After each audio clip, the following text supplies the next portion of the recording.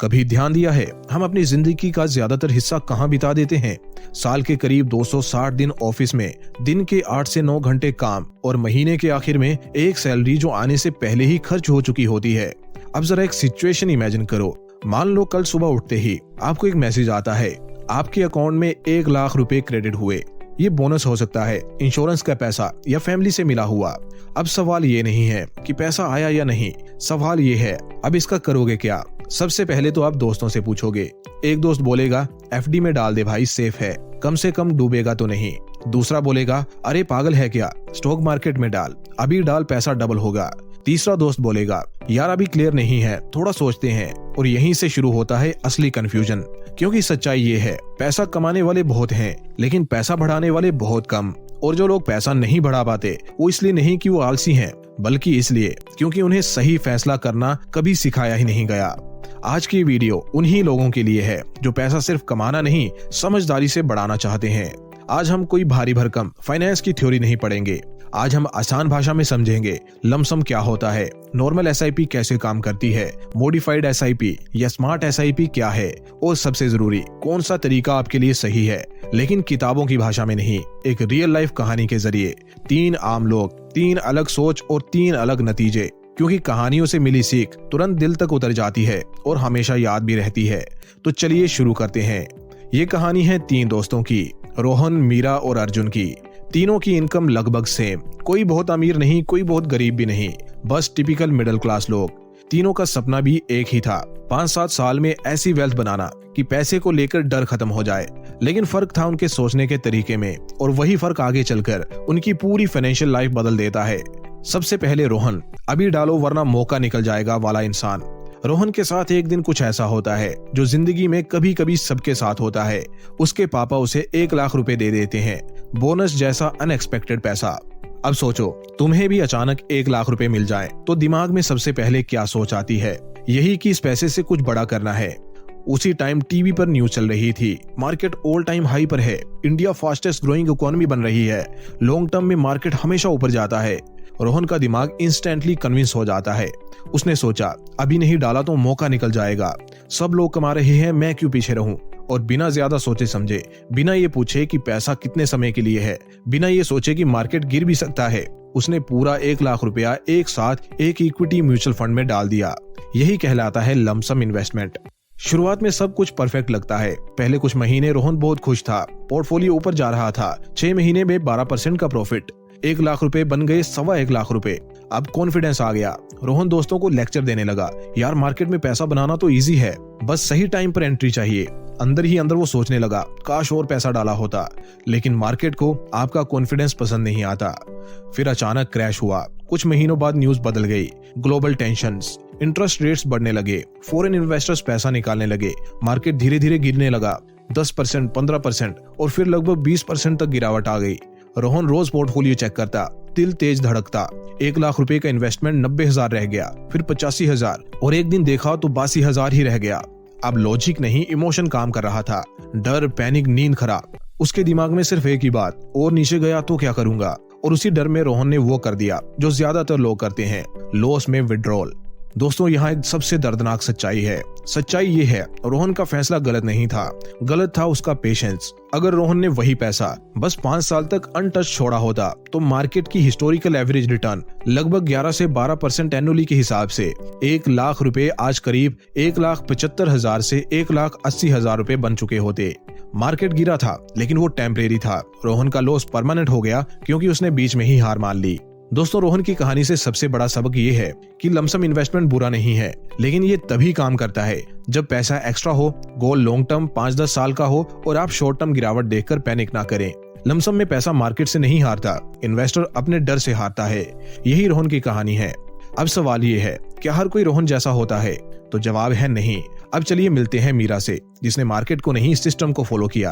अब बात करते हैं मीरा की। मीरा कोई फाइनेंस एक्सपर्ट नहीं थी, ना वो रोज मार्केट के चार्ट्स देखती थी, ना उसे सेंसेक्स निफ्टी के नंबर्स याद थे।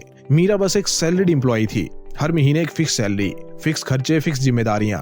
लेकिन मीरा ने एक बात बहुत जल्दी समझ ली थी, अगर महीने के आखिर में बचा हुआ पैसा इन्वेस्ट करूंगी तो इन्वेस्ट कभी होगा ही नहीं। इसलिए उसने खुद के लिए एक बहुत सिंपल लेकिन पावरफुल रूल बनाया। सैलरी आएगी पहले इन्वेस्टमेंट करूंगी, फिर बाकी खर्चे। एसआईपी की शुरुआत बिना ड्रामा, बिना एक्साइटमेंट के। मीरा ने कोई बड़ा रिस्क नहीं लिया। उसने डिसाइड किया हर महीने 10,000 रुपए की एसआईपी, ना ज्यादा न कम, बस इतना कि उसकी लाइफस्टाइल डिस्टर्ब ना हो और कंसिस्टेंसी बनी रहे। सैलरी आते ही पहला डेबिट सीधा एसआईपी में। मार्केट ऊपर जाए या नीचे, कोई कॉम्प्रोमाइज नहीं। कोई महीने मार्केट 15% ऊपर था तो कोई महीने 10% नीचे, लेकिन मीरा ने कभी ये नहीं सोचा इस महीने स्किप कर देती हूँ, क्योंकि उसके लिए एसआईपी इन्वेस्टमेंट नहीं, हैबिट बन चुकी थी। मार्केट गिरा और मीरा को फायदा हुआ। अब ये पॉइंट बहुत लोग समझते नहीं हैं। जब मार्केट गिरता है ज्यादातर लोग डरते हैं, लेकिन एसआईपी करने वालों को यहाँ फायदा होता है। क्यों? क्योंकि उसी 10,000 में मीरा को ज्यादा यूनिट्स मिल जाती हैं। सिंपल भाषा में, मार्केट सस्ता हुआ, मीरा ने ज्यादा खरीदा। वो मार्केट को प्रेडिक्ट नहीं कर रही थी, वो बस सिस्टम फॉलो कर रही थी। मार्केट बढ़ा और कंपाउंडिंग ने काम किया। फिर जब मार्केट ऊपर गया तो वही यूनिट्स ज्यादा वैल्यू की हो गई। और यही है एसआईपी का असली जादू, रुपी cost averaging plus compounding. Market के अप्स एंड डाउन्स मीरा के लिए टेंशन नहीं थे, वो सिर्फ नॉइस थे। अब 5 साल बाद के रिजल्ट की बात करते हैं। 5 साल में टोटल इन्वेस्टमेंट मीरा ने कर डाली 6 लाख रुपए की। पोर्टफोलियो वैल्यू बना करीब 8.5 से 8.7 लाख रुपए। और यहाँ ध्यान देने वाली बात यह है, मीरा ने कभी मार्केट टाइमिंग नहीं की, कभी डर में डिसीजन भी नहीं लिया, कभी ग्रीड में इन्वेस्टमेंट नहीं बढ़ाई। उसने सिर्फ एक बोरिंग सा काम किया, हर महीने इन्वेस्ट। एसआईपी को ऐसे समझो, एसआईपी ऐसा है जैसे तुम रोज एक पौधे को थोड़ा थोड़ा पानी देते हो। पहले 6 महीने कुछ खास दिखता नहीं, 1 साल में भी कोई बड़ा फर्क नहीं लगता, लेकिन 5-10 साल में वही पौधा पेड़ बन जाता है और फल अपने आप गिरने लगते हैं। मीरा की कहानी से सबसे बड़ा सबक यही है कि एसआईपी बेस्ट है उन लोगों के लिए जिनकी इनकम रेगुलर है, बिगनर्स के लिए जो मार्केट से डरते हैं, लॉन्ग टर्म वेल्थ क्रिएशन के लिए जहां डिसिप्लिन ज्यादा इंपॉर्टेंट है, रिटर्न्स नहीं। मीरा ने मार्केट को नहीं हराया, मीरा ने खुद को कंट्रोल किया। और यही रीजन है कि ज्यादातर लोग इन्वेस्ट नहीं कर पाते, लेकिन जो कर लेते हैं वो जीत जाते हैं। अब सवाल ये है, क्या एसआईपी को थोड़ा और स्मार्ट बनाया जा सकता है? क्या मार्केट को समझकर थोड़ा एक्स्ट्रा फायदा लिया जा सकता है? यहीं से एंट्री होती है अर्जुन की कहानी की। अब आते हैं अर्जुन पर। अर्जुन कोई ओवर स्मार्ट ट्रेडर नहीं था, ना दिन भर चार्ट्स देखता था, ना इंटरडे ऑप्शंस जैसी चीजों में घुसा हुआ था। लेकिन अर्जुन के पास एक बहुत अंडररेटेड स्किल थी, ऑब्जर्व करना। वो चुपचाप दोनों को देख रहा था। रोहन को देखा, मार्केट गिरा, कॉन्फिडेंस टूटा, पैनिक आया और लॉस में एग्जिट हो गया। मीरा को देखा, मार्केट गिरा लेकिन एसआईपी चलती रही, कोई ड्रामा नहीं, कोई डर नहीं। अर्जुन ने वहीं एक बात समझ ली, प्रॉब्लम इन्वेस्टमेंट मेथड में नहीं है, प्रॉब्लम रिएक्शन में है। इसलिए उसने बीच का रास्ता सोचने वाला दिमाग लगाया। अर्जुन ने खुद से सवाल पूछा, क्या मैं एसआईपी की डिसिप्लिन रख सकता हूँ, लेकिन मार्केट गिरने पर थोड़ा ज्यादा फायदा भी उठा सकता हूँ? वो ना तो पूरा गैम्बल करना चाहता था और ना ही बिल्कुल पैसिव रहना चाहता था। यहीं से उसके दिमाग में एक आइडिया आया, मॉडिफाइड एसआईपी का, या कहो स्मार्ट एसआईपी। मॉडिफाइड एसआईपी असल में होती क्या है? पहले नॉर्मल एसआईपी को समझो। नॉर्मल एसआईपी में हर महीने एक फिक्स अमाउंट जाता है, मार्केट कुछ भी करे अमाउंट सेम रहता है। अब मॉडिफाइड एसआईपी में अमाउंट मार्केट के मूड के हिसाब से थोड़ा एडजस्ट होता है। अर्जुन ने अपने लिए सिंपल रूल्स बनाए। मार्केट बहुत गिरा हुआ लगे तो 15,000 रुपए एसआईपी, मार्केट बहुत ऊपर चला गया हो तो 5,000 रुपए एसआईपी, और नॉर्मल सिचुएशन में एसआईपी 10,000 रुपए।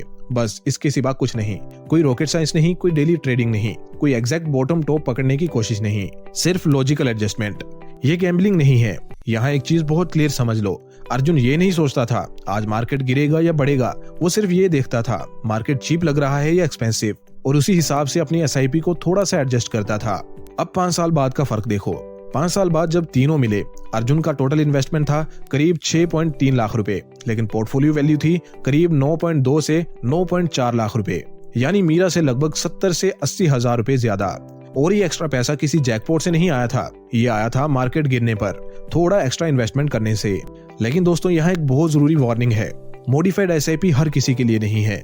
अगर आप हर गिरावट में डर जाते हो, या हर तेजी में ग्रीडी हो जाते हो, या मार्केट थोड़ा सा भी गिरते ही सब कुछ निकाल लेने का मन करता है, तो ये स्ट्रेटजी आपको नुकसान पहुंचा सकती है, क्योंकि यहाँ डिसीजन आपको खुद लेने होते हैं। अब अर्जुन की कहानी से सबसे बड़ा सबक भी जान लो। मॉडिफाइड एसआईपी बेस्ट है इंटरमीडिएट इन्वेस्टर्स के लिए, जो मार्केट साइकिल्स बेसिक लेवल पर समझते हैं, जो एसआईपी डिसिप्लिन को मेंटेन कर सकते हैं और इमोशंस पर कंट्रोल रख सकते हैं। अर्जुन ने मार्केट को प्रेडिक्ट नहीं किया, उसने सिर्फ मार्केट के बिहेवियर के हिसाब से खुद को एडजस्ट किया, और कभी कभी इन्वेस्टिंग में यही स्मार्ट तरीका होता है।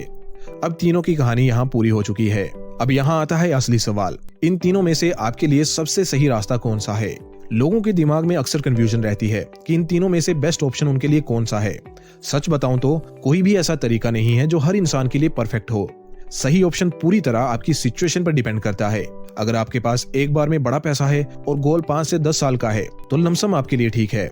अगर आप हर महीने सैलरी कमाते हो और धीरे धीरे सेफ तरीके से वेल्थ बनाना चाहते हो तो नॉर्मल एसआईपी बेस्ट है। और अगर आप मार्केट को थोड़ा समझते हो, गिरावट देखकर घबराते नहीं और थोड़ा एक्टिव रह सकते हो तो मॉडिफाइड एसआईपी एक स्मार्ट ऑप्शन हो सकता है।